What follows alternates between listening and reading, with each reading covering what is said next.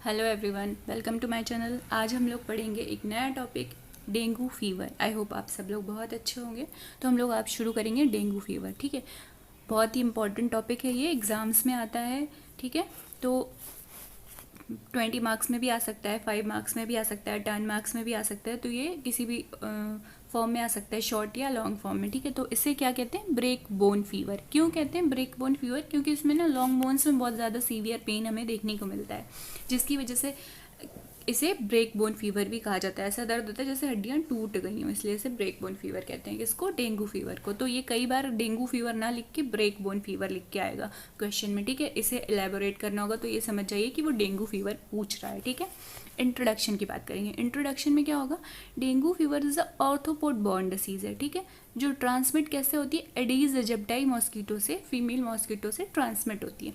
ये कॉज होती है आरएनए वायरस की वजह से, जिसको डेंगू 1, डेंगू 2, डेंगू 3, डेंगू 4 इस तरीके से रिप्रेजेंट करते हैं। तो ये आरएनए वायरस से कॉज होती है, और जो ट्रांसमिशन होता है वो कौन करता है? एडीज एजिप्टाई मॉस्किटो करता है। अब देखते हैं हम लोग डेफिनेशन में डेंगू क्या होता है। तो dengue is acute viral infection fever. ठीक है, स्टार्टिंग इन एपिडेमिक्स के फॉर्म में कई बार हमें देखने को मिलता है, स्पेशली जब रेनी सीजन होता है तब ये बहुत ज़्यादा डेंगू का एपिडेमिक्स चलता है। कैरेक्टराइज रहता है fever with the severe body pain, bone pain, headache, slow pulse, leucopenia and after skin eruption in some cases. यानी कि कुछ केसेस में हमें स्किन में इरप्शंस भी देखने को मिलते हैं। ठीक है, डेंगू में। अब बात करेंगे इटियोलॉजी की। तो इटियोलॉजी में क्या होगा? कॉज हो रहा है डेंगू फीवर डेंगू वायरस से। ठीक है, जो कि एक आरएनए वायरस है, और ट्रांसमिशन कौन कर रहा है? Aedes aegypti female mosquito transmission करेगी। इंक्यूबेशन पीरियड, इंक्यूबेशन पीरियड पे भी शॉर्ट नोट्स आता है। तो इंक्यूबेशन पीरियड क्या होता है? इंक्यूबेशन पीरियड वो टाइम होता है जब कोई भी मतलब कोई भी डिसीज़ आई, इन्फेक्ट हुआ पर्सन, उससे जब तक कि वो उसके सिम्टम नहीं आने लगते तब तक के पीरियड को कहते हैं विंडो पीरियड। लेकिन जब सिम्टम्स शुरू हो जाते हैं उसको क्या कहते हैं? Incubation period. यानी कि 5 से 10 दिन बाद सिम्टम शुरू हो जाएंगे तो 5 से 10 दिन क्या होगा? इंक्यूबेशन पीरियड होगा। ठीक है, बात करते हैं क्लिनिकल मैनिफेस्टेशन, यानी कि साइन सिम्टम हमें डेंगू फीवर में क्या देखने को मिलेंगे। ऑनसेट, ऑनसेट का मतलब क्या होता है? शुरुआत कैसे होगी? तो ये हमेशा एक्यूट में शुरू होता है। ऐसा नहीं होता कि 2 महीने से था इन्फेक्शन तब आज जाके सिम्टम आया, ऐसा कभी नहीं होता। तो ऑनसेट हमेशा एक्यूट होता है। ठीक है, 5-10 दिन में ये सिम्टम्स हमें नजर आने लगते हैं। हाई फीवर होता है, चिल होती है, रिगर होती है, स्वेटिंग विद द डिलेरियम। ठीक है, सीवियर फ्रंटल हेडक हमें देखने को मिलता है, स्पेशली फ्रंटल हेडक। ठीक है, pain behind the eyes and intense generalise एक, मतलब बॉडी पेन होता है intensely, behind the eyes pain होता है, फ्रंटल हेडेक देखने को मिलता है। टेस्ट और स्मेल में क्या अल्टरेशन हमें देखने को मिलता है उस पेशेंट में। Severe pain in the long bone, so it is known as a break bone fever, क्योंकि लॉन्ग बोन में बहुत ज़्यादा सीवियर पेन होता है, इसलिए इसे ब्रेक बोन फीवर कहा जाता है।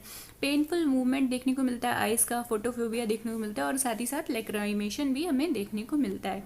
ठीक है, नोजिया वॉमिटिंग देखने को मिलती है, एनोरेक्सिया यानी कि भूख नहीं लगती, कॉन्स्टिपेशन देखने को मिलता है, प्रोस्ट्रेशन, इंसोम्निया, डिप्रेशन, ये सारी कंडीशंस हमें देखने को मिलती हैं। टेम्परेचर राइज, जाहिर सी बात है फीवर तो टेम्परेचर तो राइज रहेगा। और कई बार क्या होता है कि एफेब्राइल कंडीशन जो होती है वो 24 to 48 आवर्स तक लास्ट, मतलब कि उसे फीवर आया फिर तीसरे दिन फीवर आया, ऐसा हमें डेंगू में कई बार देखने को मिलता है। जनरलाइज्ड लिम्फेडेनोपैथी में भी प्रेजेंट, पल्स स्लो और रिलेटिव ब्रेडिकार्डिया में फीवर में देखने को मिलता है। लिम्फेडेनोपैथी प्रेजेंट हो भी सकती है और नहीं भी, ये कोई फिक्स नहीं है, वो डिपेंड करता है पर्सन की ससेप्टेबिलिटी और उसकी इम्यूनिटी पे। ठीक है, ये सारी चीज़ें अफेक्ट करती हैं कि कितना ज़्यादा वो हार्म करेगा उसको। ठीक है, इन्वेस्टिगेशन की बात करेंगे तो थ्रोम्बोसाइटोपिनिया, ल्यूकोपीनिया, ओलिगोयूरिया, एल्ब्यूमिनोयूरिया, ये सब हम चेक करेंगे ब्लड के थ्रू, और सीबीसी करवाएंगे, और यूरिन प्रोटीन करवाएंगे, और माइक्रोस्कोपिक एग्जामिनेशन करवाएंगे। ठीक है, कॉम्प्लिकेशन की बात करते हैं तो कॉम्प्लिकेशन में हेमरेज देखने को मिलेगा, under the skin, mucous membrane, तो इसमें ब्लीडिंग कई बार देखने को मिलती है जो ज़्यादा सीवियर कंडीशन क्रिएट कर सकती है, क्योंकि ब्लड लॉस होगा तो क्या होगा, उस पेशेंट की कंडीशन और ज़्यादा सीवियर हो जाएगी। साथ ही साथ बोन मैरो डिप्रेशन देखने को मिलता है, ब्रोंकोन्यूमोनिया देखने को मिलता है, जॉइंटिस देखने को मिलता है, और टेंडेंसी देखने को मिलती है सिनकोप की। ये क्या है? कॉम्प्लिकेशन है डेंगू फीवर की। अब कोर्स और प्रोग्नोसिस की बात करते हैं। तो प्रोग्नोसिस कोर्स जो होता है 6 से 10 दिन का होता है, जनरली 6 से 10 दिन में, लेकिन इसमें हमें ट्रीटमेंट की बहुत ज़्यादा रिक्वायरमेंट होती है, प्रॉपर ट्रीटमेंट बहुत ज़रूरी होता है, क्योंकि ये बहुत सारी कॉम्प्लिकेशन लेके आता है, अपने साथ क्रिएट कर देता है। तो यहाँ पे बात करेंगे in an complicated case the prognosis is good, यानी कि बहुत ज़्यादा कॉम्प्लिकेशन नहीं है, ब्लीडिंग नहीं हो रही है, जॉइंटिस साथ में नहीं है, तो उससे क्योर करना आसान होता है, ठीक है। लेकिन अगर उसने में कॉम्प्लिकेशंस आ गई हैं तब क्या होता है, पेशेंट को हॉस्पिटलाइज करना होता है और प्रॉपर ट्रीटमेंट उसका ज़रूरी होता है। In case of a severe epidemics the prognosis may be unfavourable become the advance age. कई बार ये जब रेनी सीजन में एपिडेमिक्स की तरह आता है तो ये बच्चे बूढ़ों सबको अफेक्ट कर जाता है, ठीक है।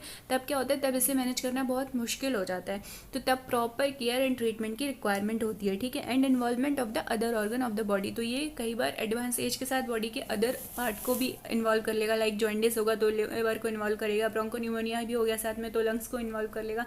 इस तरीके से क्या होगा, ये कई ऑर्गन को भी अफेक्ट कर देगा, जो क्या होगा, सीवियरिटी कॉज कर देते हैं इस कंडीशन की, ठीक है। अब बात करेंगे मैनेजमेंट की, तो सबसे पहले नॉन फार्माकोलॉजिकल मैनेजमेंट, मतलब हमें क्या क्या तरीके यूज़ करने हैं उसको बिना ड्रग थेरेपी के, जो प्रिवेंशन की तरह आप ले सकते हैं। Control the breeding of mosquito, मतलब आसपास कहीं भी वाटर लॉजिंग नहीं होने देनी जिसकी वजह से क्या हो, मॉस्किटो ब्रीड ना कर पाए।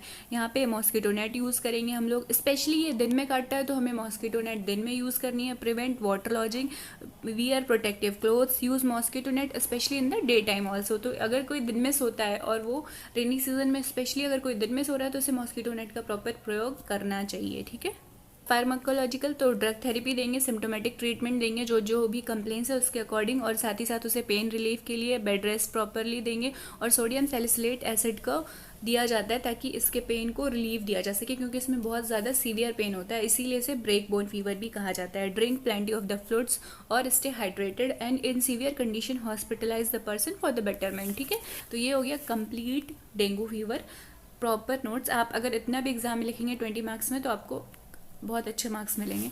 तो ये हो गया कंप्लीट डेंगू फीवर। अब हम लोग नेक्स्ट वीडियो देखेंगे किसी और टॉपिक पे, तब तक के लिए take care and bye bye. और हाँ, वीडियो को लाइक कर दें, चैनल को सब्सक्राइब कर दें। Thanks for watching.